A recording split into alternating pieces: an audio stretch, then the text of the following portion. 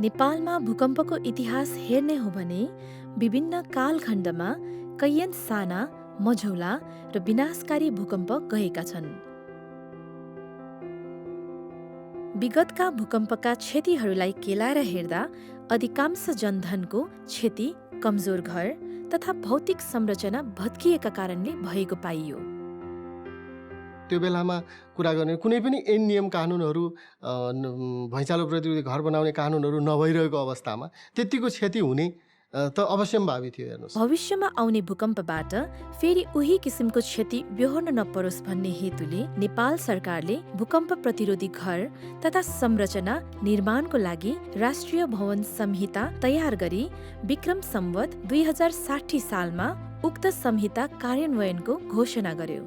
र यो संहिताको पालना गरी घर बनायो भने त्यो घर सुरक्षित र बलियो पनि हुन्छ र प्रयोगमा सजिलो सहज पनि हुन्छ। उक्त भवन संहिताभित्र नेपालमा निर्माण गरिने हरेक प्रकारका घर तथा भवनहरूलाई भूकम्प थेक्न सक्ने गरी निर्माण गर्ने विधिहरू उल्लेख गरिएको छ। तर भवन संहिता पूर्ण र प्रभावकारी रूपमा कार्यान्वयन गर्न गराउन नसक्दा 2072 साल वैशाख 12 गते गएको भूकम्पबाट पनि ठूलो जनधनको विनाश भयो।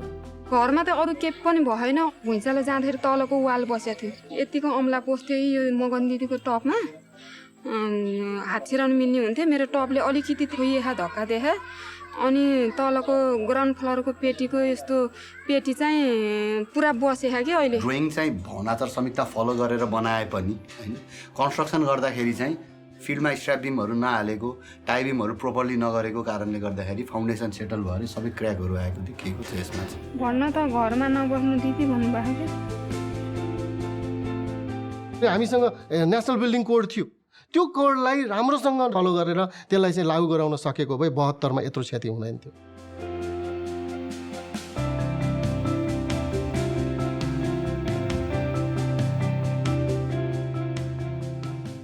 सबैभन्दा ठुलो फ्याक्टर एनबिसीको चाहिँ अवेरनेसै हो कि यो किन गर्ने त भनेर मान्छेले बुझेनन्।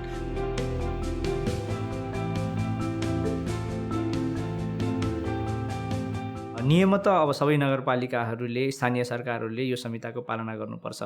तर व्यावहारिक रूपमा पुग नपुग 60 वटा नगरपालिका जतिहरूले मात्रै यसलाई प्रभावकारी किसिमले कार्यान्वयन गरिरहेका छन्। यसरी भवन निर्माण संहिताको कार्यान्वयनलाई कडाइका साथ लागू गरी नयाँ बन्ने घरहरूलाई भूकम्पीय जोखिमको हिसाबले सुरक्षित निर्माणका लागि संस्थागत प्रयत्न गर्ने नगरपालिकाहरूमा तनहुँ जिल्लाको ब्यास नगरपालिका पनि एक हो। भवन संहिता कार्यान्वयन चाहिँ ब्यास नगरपालिकामा 2067-68 आर्थिक वर्षदेखि भएको हो।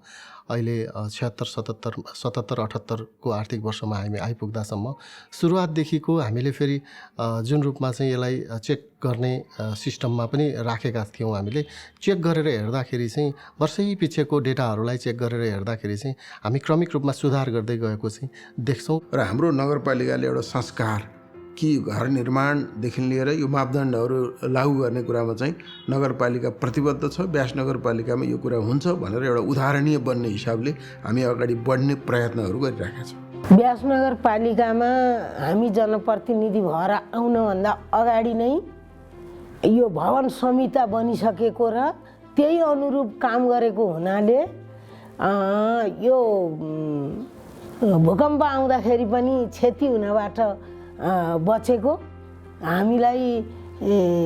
त्यसले गर्दाखेरि हामी आइसकेपछि पनि फेरि यसलाई यो संहितालाई निरन्तर दिनको लागि र हाम्रा प्राविधिक मित्रहरू सबै जति पनि हुनुहुन्छ ब्यास नगरपालिकामा उहाँहरूले पनि यही अनुसार काम गर्नुभएको हुनाले धनजनको क्षति हुनबाट बचियो। नेपाल सरकारले म्यान्डेटरी रूपमा 2068 सालदेखि भवन आचार संहिता लागू गर्यो। त्योभन्दा अगाडिदेखि नै हामीले यो प्र्याक्टिस गरिरहेको भएर हामीले हाम्रो काममा चाहिँ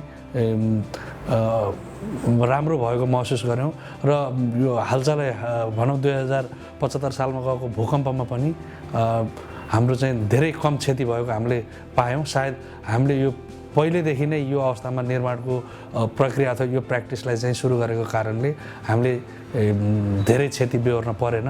ब्यास नगरपालिकाले राष्ट्रिय भवन निर्माण संहिता पालना गराउने सन्दर्भमा हासिल भएका अनुभव र सिकाइमा आधारित रहेर भवन निर्माण संहिताको कार्यान्वयनलाई अझै प्रभावकारी र संस्थागत गर्न हाल सल्लाहकार र अनुगमन समिति गठन गरेको छ। परामर्श, अनुगमन र नक्सा तथा निर्माणको चेक जाँचको लागि प्राविधिक कर्मचारी छुट्याइएको छ। आवासीय, व्यावसायिक, साना ठूला सबै प्रकारका घर तथा भवनहरूका लागि संरचनात्मक नक्सा आवश्यक पर्ने व्यवस्था छ। घर बनाउँदा भवन निर्माण संहिता पूर्ण रूपमा पालना भएको सुनिश्चित गर्नको लागि नक्सामा मात्र नभई निर्माण सुरु भएदेखि सम्पन्न नहुन्जेलसम्म पटक पटक उक्त घरको निर्माण गुणस्तरको अनुगमन गरिन्छ। अनुगमन कार्यलाई सजिलो बनाउनका लागि प्राविधिक चेकलिस्टको प्रयोग गर्नुका साथै नगरपालिकाको प्राविधिक प्रतिनिधि स्वयं निर्माण स्थलमा पुगेर अनुगमन गर्ने व्यवस्था मिलाइएको छ। यो दुईटा बराबर हुनुपर्छ है र यो 3 इन्ची मिनिमम हुनुपर्छ यसको यहाँबाट नाप्दाखेरि। यो 2.5 छ, यो 4 छ कि काटेको ठिक छ, तर यो बनाउँदाखेरि यस्तो अल्छी मान्नु भएन, यसले काम गर्दैन।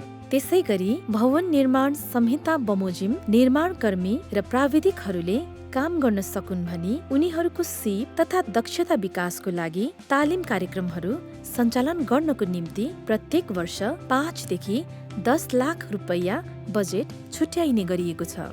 यस नगरपालिकामा नयाँ घर निर्माण अनुमति प्रक्रियामा आउने घरहरूको संख्याको हिसाबले आवश्यक तालिम प्राप्त डकर्मी, ठेकेदार, परामर्शदाता र नगरपालिकाका प्राविधिक कर्मचारी लगायत अन्य सम्बन्धित कर्मचारीहरूलाई समय समयमा तालिम दिने गरिएको छ। मेरो यो अहिले दोस्रो कार्यकाल हो यो ब्यास नगरपालिकामा। म अगाडि नै 2071 सालमा पनि प्रमुख तथा कार्यकारी अधिकृतको भूमिकामा 1 वर्ष कार्यरत भइसकेको म हुँ। त्यति बेला पनि यानसेटको सहयोग वास्तवमा अत्यन्तै ठुलो थियो। विभिन्न तालिमहरू मैले भने नि त्यो सिकर्मीको तालिम दिनुभयो उहाँहरूले, डकर्मीको तालिमहरू दिनु, त्यस्तै मतलब डिमान्ड बेसमा क्या जनताको मागमा आधारित रहेर नगरवासीहरूको मागको आधार रहेर उहाँहरूले सहयोग गर्दै आउनु भएको छ।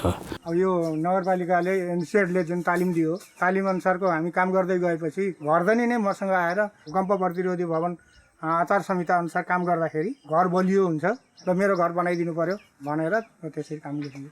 र अहिले आएर 72 को भैँचालोपछि चाहिँ यो म्यासन ट्रेनिङ चाहिँ अत्यावश्यक रहेछ भन्ने कुरा चाहिँ फाइन्ड आउट भएपछि यसलाई नेपाल सरकारले नै वन गरेर 7 दिने तालिम गरेको छ।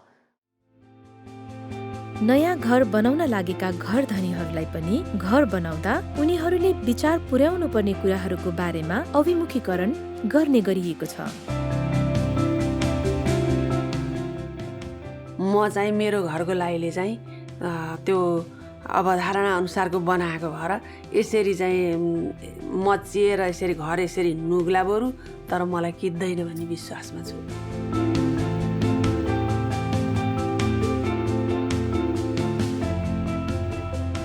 भवन निर्माण संहिता कार्यान्वयन गरी निर्माण हुन लागेको घर भूकम्प प्रतिरोधी बन्नको लागि नगर तथा गाउँपालिका, जनप्रतिनिधि, सामाजिक अगुवाहरूको ठूलो भूमिका हुन्छ। किनकि घर बनाउनका लागि घर धनीको पहिलो यात्रा नक्सा पास गरी निर्माण अनुमति प्राप्त गर्ने कार्यबाट सुरु हुन्छ। 2068 सालको डेटालाई हेर्दाखेरि हामी लगभग 8% कोड कम्प्लायन्स भएको चाहिँ हामीले पाउँछौँ फिल्डमा।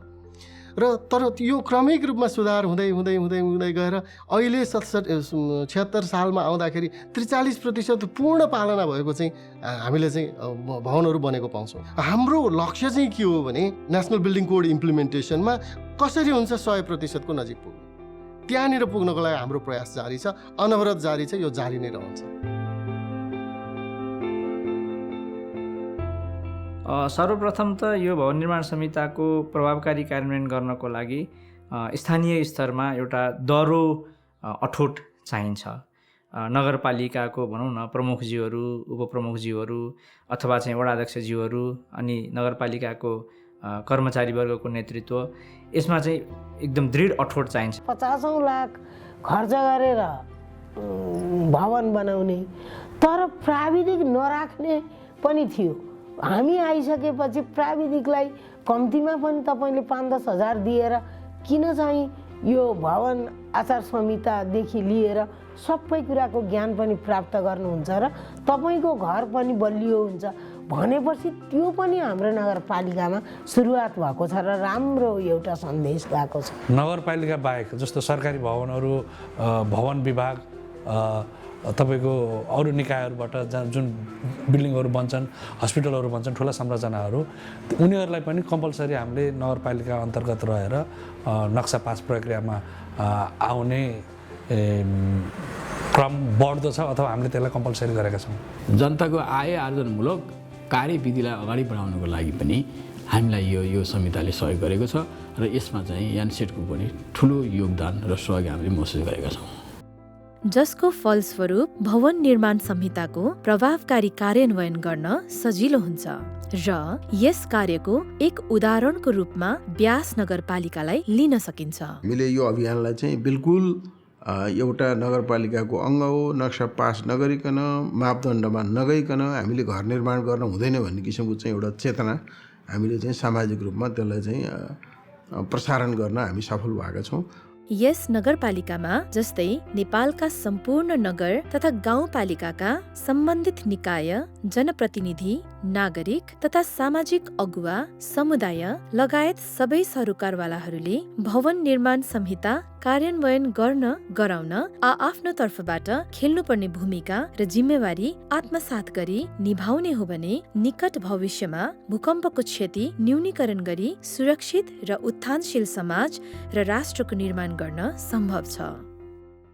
आगामी दिनमा जनप्रतिनिधि र हाम्रो नगरपालिकाको चाहिँ सिस्टममा प्राविधिकदेखि लिएर त्योसँग सम्बन्धित घर निर्माणकर्ता, सामाजिक अभियन्ताहरू चाहिँ होइन यो मापदण्डभन्दा बाहिर नगरपालिका जाँदैन भन्ने किसिमको एउटा भिजन होइन सहितको अगाडि बढ्न हामी गयौँ भनेदेखि भोलि भविष्यसम्म चाहिँ कसैले पनि त्यसबाट चाहिँ एउटा दुर्घटना निम्तिने खालको चाहिँ परिस्थितिलाई हामीले रोक्न सक्छौँ र मापदण्डलाई चाहिँ लागू गर्ने कुरामा एउटा दूरदृष्टि र अडानका साथ हामी लाग्नुपर्छ भन्ने विशेष गरी ब्यास नगरपालिकाको त्यो सन्देश पनि छ र ब्यास नगरपालिकाको त्यो अडान पनि छ।